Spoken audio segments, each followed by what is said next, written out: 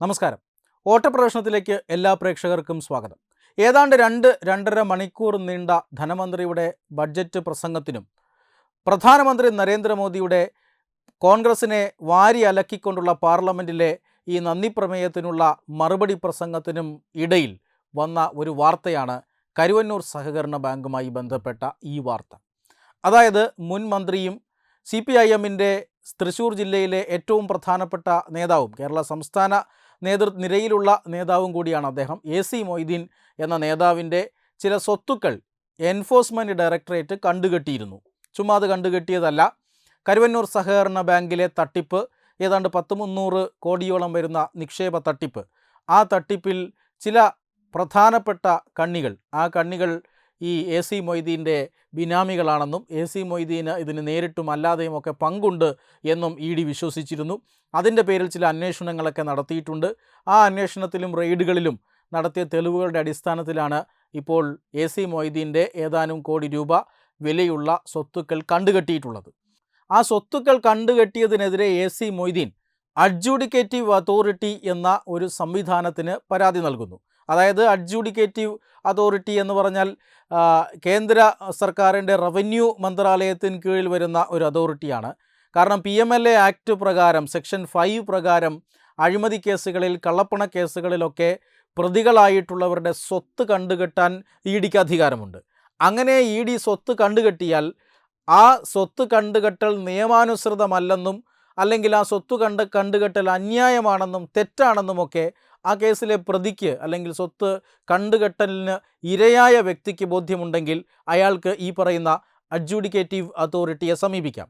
അഡ്ജൂഡിക്കേറ്റീവ് authority ഈ സ്വത്ത് കണ്ടുകെട്ടലിൻ്റെ വളരെ വിശദമായ കാര്യങ്ങൾ പരിശോധിക്കും. അതിനുശേഷം ED തെറ്റായിട്ടാണ് പ്രവർത്തിച്ചത് എങ്കിൽ ഈ സ്വത്ത് കണ്ടുകെട്ടൽ അസാധുവാക്കാനുള്ള അധികാരമൊക്കെയുണ്ട് ഈ അഡ്ജൂഡിക്കേറ്റീവ് അതോറിറ്റിക്ക്. ഇതൊരു പുതിയ വാക്കാണ്. പുതിയ വാക്ക് എന്ന് പറയുമ്പോൾ സാധാരണ ജനങ്ങളുടെ ജീവിതത്തിലേക്ക് വലിയ രീതിയിൽ വരാത്ത ഒരു വാക്കാണ്. പ്രശസ്തമായ ഒരു മലയാള സിനിമയിൽ അമിക്കസ് ക്യൂറിയെക്കുറിച്ച് പറയുന്നത് പോലെ, അമിക്കസ് ക്യൂറി എന്ന പദം ആ സിനിമ ഇറങ്ങിയതിന് ശേഷമാണ് കേരളത്തിൽ പോപ്പുലറായി മാറിയത് എന്ന് നമുക്കറിയാം. അങ്ങനെ ഒരു പദമാണ് ഈ അഡ്ജൂഡിക്കേറ്റീവ് അതോറിറ്റി എന്ന് പറയുന്നത്. ഇപ്പോൾ ഈ അഡ്ജൂഡിക്കേറ്റീവ് അതോറിറ്റിയും EDയുടെ ഈ സ്വത്ത് കണ്ടുകെട്ടലിനെ ശരിവച്ചിരിക്കുകയാണ്.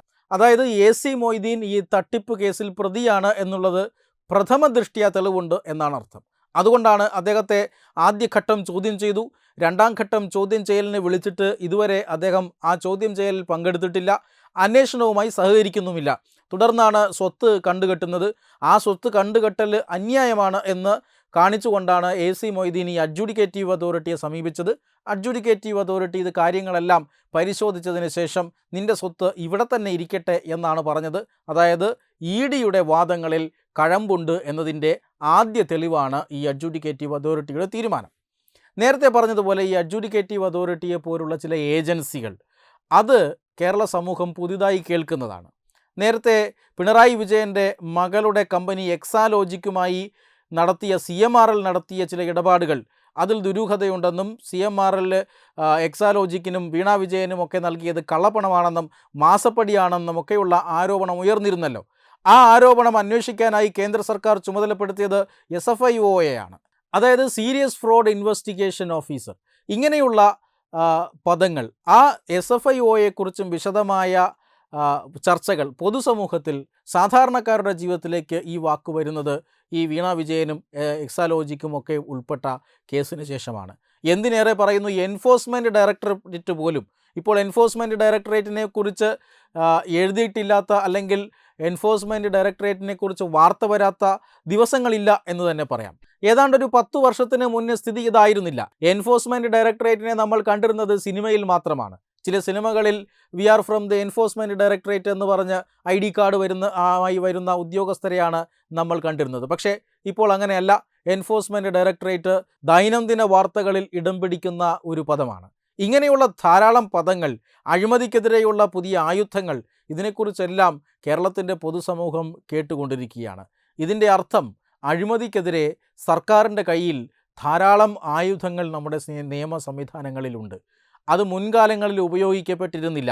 അതുകൊണ്ട് തന്നെയാണ് ഇന്ത്യ ഏറ്റവും വലിയ അഴിമതി കഥകളുടെ ഒരു ആസ്ഥാനമായി മാറിയിരുന്നത്. പക്ഷേ കഴിഞ്ഞ ഏതാണ്ട് 10 വർഷമായി അഴിമതിയില്ലാത്ത ഭരണം നമുക്ക് ദില്ലിയിൽ കാണാൻ സാധിക്കുന്നുണ്ട്. മുൻകാലങ്ങളിൽ ഈ മുന്നണികളും രാഷ്ട്രീയ പാർട്ടികളും ഒക്കെ കാണിച്ച അഴിമതി അത് പിന്നെ അന്വേഷിക്കേണ്ടേ? അതിനാണ് ഈ പുതിയ ആയുധങ്ങൾ ഓരോന്നോരോന്നായി പുറത്തു വരുന്നത്. എന്തായാലും അഴിമതിക്കെതിരെ ഇനിയും ആയുധങ്ങൾ നിയമത്തിൻ്റെ ഉള്ളാഴങ്ങളിൽ ഉണ്ടാകും എന്ന് തന്നെ പ്രതീക്ഷിക്കാം. വെബ് ഡെസ്ക് തത്തുമൈ ന്യൂസ്. ദിഗന്ത റിസോർട്ട്, അഹമ്മദാബാദ്, ഗുജറാത്ത്.